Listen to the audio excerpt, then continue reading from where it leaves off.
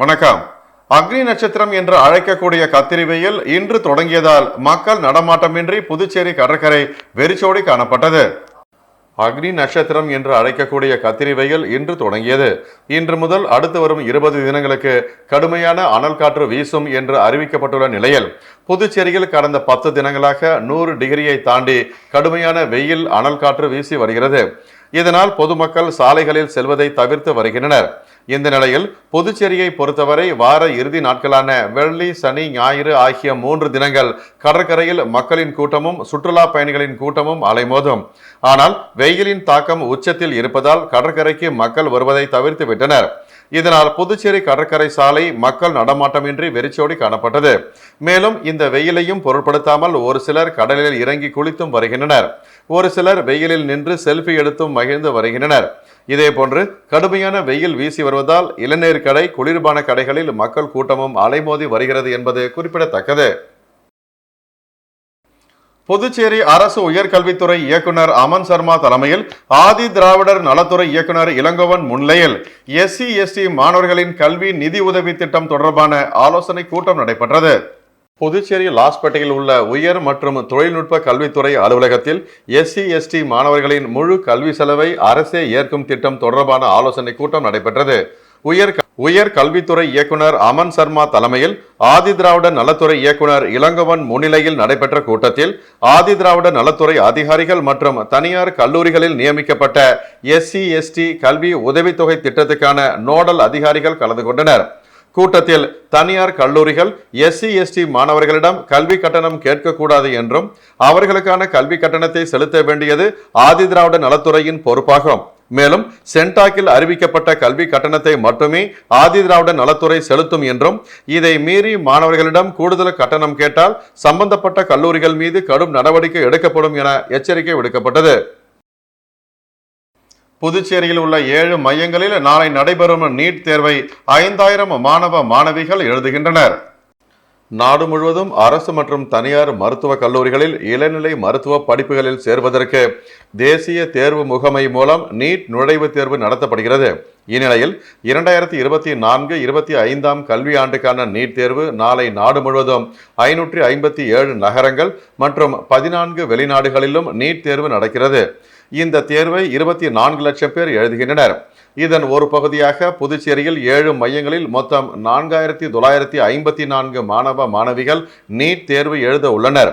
NEET தேர்வு எழுதும் மாணவ மாணவிகளுக்கு தேசிய தேர்வு முகமை பல்வேறு கட்டுப்பாடுகளை விதித்துள்ளது. நாளை மதியம் 2 மணிக்கு தேர்வு தொடங்க உள்ள நிலையில் கூடுதலாக தேர்வு மையங்களில் போலீஸ் பாதுகாப்புக்கும் ஏற்பாடு செய்யப்பட்டுள்ளது.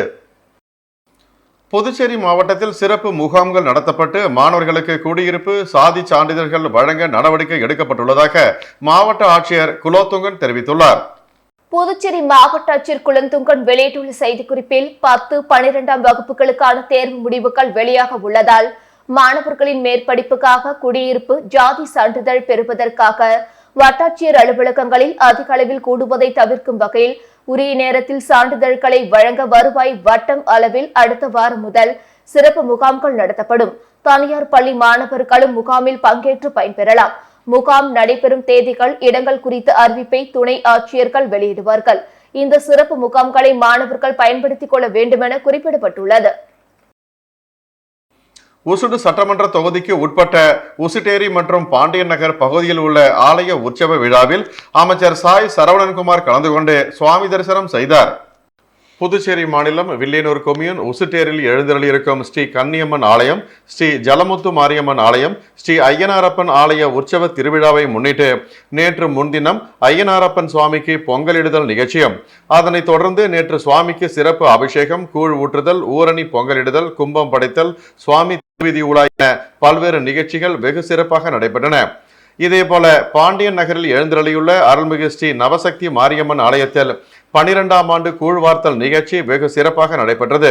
முன்னதாக கடந்த வியாழக்கிழமை காப்பு கட்டுதல் நிகழ்ச்சியும், வெள்ளியன்று கரகம் ஜோடிக்க புறப்படுதல், கூழ்வார்த்தல், ஊரணி பொங்கல் வைத்தல், கும்பம் படைத்தல், அம்மன் திருவீதி உலா என பல்வேறு நிகழ்ச்சிகள் வெகு சிறப்பாக நடைபெற்றன. நடைபெற்ற இந்நிகழ்ச்சிகளில் குடிமை பொருள் வழங்கல் மற்றும் நுகர்வோர் விவகாரங்கள் துறை அமைச்சர் சாய் சரவணன்குமார் சிறப்பு அழைப்பாளராக கலந்து கொண்டு சுவாமி தரிசனம் செய்தார். தொடர்ந்து ஆலயங்களில் அமைச்சருக்கு முதல் மரியாதை செய்யப்பட்டு தீப ஆராதனை காண்பிக்கப்பட்டது. இதனைத் தொடர்ந்து அமைச்சர் சாய் ஜே சரவணன்குமார் இரு ஆலயங்களுக்கும் நன்கொடை வழங்கினார். இந்நிகழ்ச்சிக்கான ஏற்பாடுகளை ஆலய விழா குழுவினர் மற்றும் ஊர் பொதுமக்கள் வெகு சிறப்பாக செய்திருந்தனர். அரியூர் உலகவாழி மாரியம்மன் கோவில் சடல் திருவிழா மற்றும் கோவில் தேரோட்டத்தில் அமைச்சர் தேனி ஜெயக்குமார் உள்பட திரளான பக்தர்கள் கலந்து கொண்டு சுவாமி தரிசனம் செய்தனர்.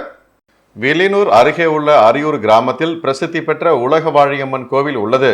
இந்த கோவிலில் ஆண்டுதோறும் சித்திரை மாதத்தில் செடல் மற்றும் தேரோட்ட விழா கொண்டாடப்படும். அதன்படி இந்த ஆண்டுக்கான திருவிழா கடந்த மாதம் 25ஆம் தேதி கொடியேற்றத்துடன் தொடங்கியது. தொடர்ந்து ஒவ்வொரு நாளும் சுவாமி சிறப்பு அலங்காரத்தில் வீதி உலா வந்து பக்தர்களுக்கு அருள்பாலித்தார். விழாவின் முக்கிய நிகழ்ச்சியான சடல் திருவிழா நடைபெற்றது. இதில் நூற்றுக்கணக்கான பக்தர்கள் சடல் போட்டு தங்களது வேண்டுதலை நிறைவேற்றினர். இதனைத் தொடர்ந்து தேரோட்டம் நேற்று நடைபெற்றது. இதற்காக சிறப்பு அலங்காரத்தில் அம்மன் திருத்தேரில் எழுந்தருளித்தார். தொடர்ந்து தேரோட்டத்தை அமைச்சர் தேனி ஜெயக்குமார், முன்னாள் சட்டமன்ற உறுப்பினர் ஓம் சக்தி சேகர் ஆகியோர் வடம் பிடித்து இழுத்து தொடங்கி வைத்தனர். விழாவில் ஏராளமான பக்தர்கள் கலந்து கொண்டு தேரை வடம் பிடித்தனர். மேலும் உலக வாழியம்மன் அறக்கட்டளை சார்பாக மதியம் 1000 நபர்களுக்கும் மாலை 1000 நபர்களுக்கும் என மொத்தம் 2000த்திற்கும் மேற்பட்ட நபர்களுக்கு அன்னதானம் வழங்கப்பட்டது. இவ்விழாவிற்கான ஏற்பாடுகளை கோவில் அறங்காவலர் குழுவினர் மற்றும் ஊர் பொதுமக்கள் செய்திருந்தனர். வானூர் அருகே தறிகட்டு ஓடிய லாரி சுங்கச்சாவடி தடுப்பு கட்டை மீது மோதி விபத்தான சம்பவம் சிசிடிவி காட்சிகள் வெளியாகி பரபரப்பை ஏற்படுத்தியுள்ளது. கடலூர் மாவட்டம் வடலூர் பகுதியை சார்ந்தவர் துரைராஜ். இவர் கடலூரில் இருந்து பெருமுக்கல் கிராமத்தில் உள்ள குவாரிக்கு மணல் ஏற்ற இன்று அதிகாலை கடலூரில் இருந்து வானூர் மார்க்கமாக புதுச்சேரி திண்டிவனம் தேசிய நெடுஞ்சாலையில் சென்று கொண்டிருந்தார். அப்பொழுது மொரட்டாண்டி சுங்கச்சாவடி அருகே வந்து கொண்டிருந்த பொழுது ஓட்டுநர் கட்டுப்பாட்டை இழந்த லாரி தறிகட்டு ஓடி சுங்கச்சாவடியில் உள்ள தடுப்பு கட்டை மீது மோதி விபத்துக்குள்ளானது. லேசான காயங்களுடன் ஓட்டுநர் உயிர் தப்பினார். மேலும் அங்கிருந்தவர்கள் அவரை மருத்துவமனைக்கு சிகிச்சைக்காக அனுப்பி வைத்தனர். மேலும் இந்த விபத்து சிசிடிவி காட்சிகள் வெளியாகி பெரும் பரபரப்பை ஏற்படுத்தியுள்ளது. அரியங்குப்பம் செங்கழுநீர் அம்மன் ஆலய செடல் விழாவை முன்னிட்டு நடைபெற்ற சுவாமி திருவீதி உலாவில் 300க்கும் மேற்பட்ட பெண்கள் நடனமாடி அம்மனை வரவேற்றனர். புதுச்சேரி அரியங்குப்பம் செங்கழுநீர் மாரியம்மன் கோவிலில் 110ஆம் ஆண்டு செடல் தேரோட்ட திருவிழா நடைபெற உள்ளதால் அதனை முன்னிட்டு நேற்று கொடியேற்றம் நடைபெற்றது. இதில் சிறப்பு அலங்காரத்தில் செங்கழுநீர் அம்மன் பக்தர்களுக்கு அருள் காட்சியளித்தார். அதனைத் தொடர்ந்து பெண்கள் விளக்கு பூஜை செய்து அம்மனை வழிபட்டனர். மேலும் எந்திர விமானத்தில் அம்மனை அலங்கரித்து வீதி உலா நிகழ்ச்சி நடைபெற்றது. குறிப்பாக பெண்கள், குழந்தைகள் என 300க்கும் மேற்பட்டோர் செடிலாடும் செங்கழுநீர் மாரியம்மன் அம்மனை வரவேற்கும் விதமாக நடனமாடினர். இந்நிகழ்ச்சியில் ஏராளமான பக்தர்கள் கலந்து கொண்டு சாமி தரிசனம் செய்ததோடு பெண்களின் நடனத்தை வீடியோ எடுத்து மகிழ்ந்தனர். புதுச்சேரி PS பாளையம் கிராமத்தில் ஒரே நாளில் சிறுவன் உள்பட 3 பேரை காட்டுப்பன்றி தாக்கிய சம்பவம் அந்த பகுதி மக்களிடையே அச்சத்தையும் பரபரப்பையும் ஏற்படுத்தியுள்ளது. புதுச்சேரி மண்ணாடிப்பட்டு சட்டமன்ற தொகுதிக்கு உட்பட்டது PS பாளைய கிராமம். இங்கிருந்து சன்னியாசிக்குப்பம் செல்லும் சாலையில் உள்ள ஒரு கொய்யா தோப்பில் காட்டுப்பன்றி குட்டி போட்டுள்ளதாக தெரிகிறது. இதனால் அது அவ்வப்போது சாலையில் செல்லும் பொதுமக்கள், வாகன ஓட்டிகளை துரத்தி கடிக்க முயல்வதாக அந்த பகுதி மக்கள் கொம்யூன் பஞ்சாயத்து ஊழியர்களுக்கு தகவல் அளித்துள்ளனர். இந்நிலையில் நேற்று காலை PS பாளையம் கிராமத்தை சேர்ந்த தெய்வ சிகாமணி மற்றும் தண்டபாணி ஆகிய இருவரும் வயலுக்கு வேலைக்கு சென்றுள்ளனர். அப்போது வயலுக்குள் பதுங்கியிருந்த காட்டுப்பன்றி இருவரையும் தாக்கிவிட்டு ஓடியுள்ளது. இதில் கை கால்களில் காயமடைந்த இருவரையும் அப்பகுதியில் இருந்தவர்கள் மீட்டு மதகடிப்பட்டு பகுதியில் உள்ள தனியார் மருத்துவமனையில் சிகிச்சைக்கு அனுமதித்துள்ளனர். இதேபோல வாதானூர் பகுதியை சேர்ந்த சிவபாலன், ஜெயசித்ரா அவர்களின் மகன் 9 வயது சிறுவன் ஜெகன் என்பவர் சன்னியாசிக்குப்பம் கணபதி நகரில் உள்ள தனது அத்தை வீட்டிற்கு விடுமுறைக்கு வந்துள்ள நிலையில் நேற்று காலை அப்பகுதியில் உள்ள சிறுவர்களுடன் ஜெகன் விளையாடி கொண்டிருந்த போது கொய்யா தோப்பில் இருந்த காட்டுப்பன்றி வீடுகள் நிறைந்த பகுதிகளுக்குள்ளே புகுந்து சாலையில் விளையாடி கொண்டிருந்த சிறுவர்களை துரத்தி தாக்க முயன்ற போது சிறுவர்கள் அலறி அடித்து தப்பி ஓடினர். இதில் சிறுவன் ஜெகன் ஓட முடியவில்லை. நிலை தடுமாறி கீழே விழுந்ததால் அவரை காட்டுப்பன்றி வலது கால் தொடையில் கடித்து குதறியது. பின்னர் தனது கொம்பினால் காலில் 2 இடத்தில் கிழித்துள்ளது. இதனால் படுகாயமடைந்த சிறுவனை மதகடிப்பட்டில் உள்ள தனியார் மருத்துவமனையில் முதல் உதவி சிகிச்சை அளித்ததை தொடர்ந்து மேல் சிகிச்சைக்காக புதுச்சேரி அரசு மருத்துவமனையில் தீவிர சிகிச்சை பிரிவில் சேர்த்து அவருக்கு சிகிச்சை அளிக்கப்பட்டு வருகிறது. இந்த சம்பவம் தொடர்பாக போலீசார் விசாரணை மேற்கொண்டு வருகின்றனர். மேலும் PS பாளையம் கிராமத்தில் காட்டுப்பன்றி இன்று ஒரே நாளில் சிறுவன் உள்பட 3 தாக்கியுள்ள சம்பவம் அந்த பகுதி மக்களிடையே பெரும் அச்சத்தையும் பரபரப்பையும் ஏற்படுத்தியுள்ளது. மணவெளி கிராமத்தில் எழுந்தருளியுள்ள பஞ்சபாண்டவர் சமேத ஸ்ரீ திரௌபதி அம்மன் ஆலயத்தில் தீமிதி திருவிழா வெகு விமரிசையாக நடைபெற்றது. மணவெளி சட்டமன்ற தொகுதி மணவெளி பகுதியில் எழுந்தருளியுள்ள அருள்மிகு ஸ்ரீ பஞ்சபாண்டவர் சமேத ஸ்ரீ திரௌபதி அம்மன் ஆலய பிரம்மோற்சவ விழா கடந்த வாரம் கொடியேற்றத்துடன் துவங்கியது. தொடர்ந்து இந்த ஆலயத்தில் அம்மனுக்கு சிறப்பு அபிஷேக ஆராதனைகளுடன் மாலை சிறப்பு அலங்காரத்தில் சுவாமி திருவீதி உலாவும் நடைபெற்றது. தொடர்ந்து விழாவில் முக்கிய நிகழ்வான தீமிதி திருவிழா நேற்று வெள்ளிக்கிழமை மாலை நடைபெற்றது. இந்த தீமிதி திருவிழாவில் தொகுதி சட்டமன்ற உறுப்பினரும் சட்டப்பேரவை தலைவருமான ஏம்பலம் செல்வம் மற்றும் அரியாங்குப்பம் தொகுதி சட்டமன்ற உறுப்பினர் பாஸ்கர் என்கிற தட்சிணாமூர்த்தி ஆகியோர் சிறப்பு அழைப்பாளர்களாக கலந்து கொண்டு சுவாமி தரிசனம் செய்தனர். பின்னர் கரகம் மற்றும் சுவாமி ஊர்வலத்தை தொடங்கி வைத்து பக்தர்கள் பூக்குழி இறங்கும் நிகழ்ச்சியில் கலந்து கொண்டனர். இதில் ஏராளமான பக்தர்கள் காப்பு கட்டி தீமிதித்து தங்களது நேர்த்தி கடனை செலுத்தினர். இந்த தீமிதி திருவிழாவில் ஊர் பொதுமக்கள் பக்தர்கள் ஏராளமானோர் கலந்து கொண்டு சுவாமி தரிசனம் செய்து அம்மனை வழிபட்டனர். அக்னி நட்சத்திரம் இன்று தொடங்கும் நிலையில் நேற்று 2வது முறையாக புதுச்சேரியில் 100 டிகிரி வெயில் கொளுத்தியது. புதுவையில் கடந்த சில நாட்களாக வெயிலின் தாக்கம் அதிகமாக காணப்பட்டது. பகல் நேரங்களில் வெளியில் தலை காட்ட முடியாத அளவுக்கு வெயில் கொளுத்தி எடுத்தது. காலை 7 மணிக்கு தொடங்கும் இந்த வெயில் மாலை 5 மணி வரை தீயென சுட்டு மக்களை பெரும் பாதிப்புக்கு உள்ளாக்கியது. இதன் காரணமாக பொதுமக்கள் வெளியில் நடமாடாத சூழ்நிலை ஏற்பட்டது. வெயிலின் தாக்கத்திலிருந்து தப்பித்துக் கொள்ள வழிமுறைகளை சுகாதாரத்துறையும் அறிவுறுத்தியுள்ளது. வெயில் கொடுமை காரணமாக புதுவையில் வரும் சுற்றுலா பயணிகளும் அனைத்து இடங்களுக்கும் செல்ல முடியாமல் அறைகளில் முடங்கியுள்ளனர். அதே போல மாணவ மாணவிகளும் கோடை விடுமுறையில் வீட்டை விட்டு வெளியே சென்று விளையாட முடியாத நிலைக்கு தள்ளப்பட்டுள்ளனர். இத்தகைய சூழ்நிலையில் கடந்த 1ஆம் தேதி வெயில் சதமடிக்க தொடங்கியது. அன்றைய தினம் 100.4 டிகிரி வெயில் கொளுத்தியது. நேற்று முன்தினம் வெயில் சற்று குறைந்து 97.2 டிகிரியாக பதிவானது. இந்நிலையில் நேற்று மீண்டும் 100 டிகிரி வெயில் கொளுத்தியது. இதனிடையே அக்னி நட்சத்திரமானது இன்று தொடங்கியது. இந்த அக்னி நட்சத்திர காலத்தில் வெயிலின் அளவு அதிகரிக்கும் என்று வானிலை ஆய்வு மையம் எச்சரிக்கை விடுத்துள்ள நிலையில் புதுவை மக்கள் வெயிலின் தாக்கத்தை நினைத்து வேதனையில் உள்ளனர். புதுச்சேரி கம்பன் கழகம் சார்பில் 57ஆம் ஆண்டு கம்பன் விழா 2024 வருகின்ற 10ஆம் தேதி தொடங்கி 3 நாட்கள் நடைபெற உள்ளதாக கம்பன் கழக தலைவரும் முன்னாள் சபாநாயகருமான சிவக்கொழுந்து தெரிவித்துள்ளார். இது தொடர்பாக அவரது இல்லத்தில் செய்தியாளர்களை சந்தித்த அவர் புதுச்சேரி கம்பன் கழகம் சார்பில் 57ஆம் ஆண்டு கம்பன் விழா 2024 வருகின்ற 10ஆம் தேதி தொடங்கி 3 நாட்கள் புதுச்சேரி கம்பன் கலையரங்கில் நடைபெற உள்ளது. முதல் நாளான அன்று கம்பன் சிலைக்கு மாலை அணிவித்து நிகழ்ச்சி உச்சநீதிமன்ற முன்னாள் நீதிபதி ராமசுப்பிரமணியன் தலைமை தாங்குகிறார் என்றார். தொடர்ந்து முதலமைச்சர் கம்பன் கழக புரவலரும் முதலமைச்சருமான ரங்கசாமி வரவேற்புரை ஆற்றுகிறார். தொடர்ந்து புதுச்சேரி மாநில துணைநிலை ஆளுநர் CP ராதாகிருஷ்ணன் தொடங்கி வைத்து உரையாற்றுகிறார் என்று குறிப்பிட்டார். இதனை அடுத்து கம்பன் கழகம் வெளியிடும் கம்ப ராமாயணம் புத்தகத்தை துணைநிலை ஆளுநர் வெளியிட முதல் பிரதியை முதலமைச்சர் ரங்கசாமி பெற்றுக் கொள்கிறார். இந்த நிகழ்ச்சியில் அமைச்சர்கள், சட்டமன்ற உறுப்பினர்கள், கம்பன் கழக புரவலர்கள் உள்ளிட்ட பலர் சிறப்பு விருந்தினராக கலந்து கொள்வதாக குறிப்பிட்டார்.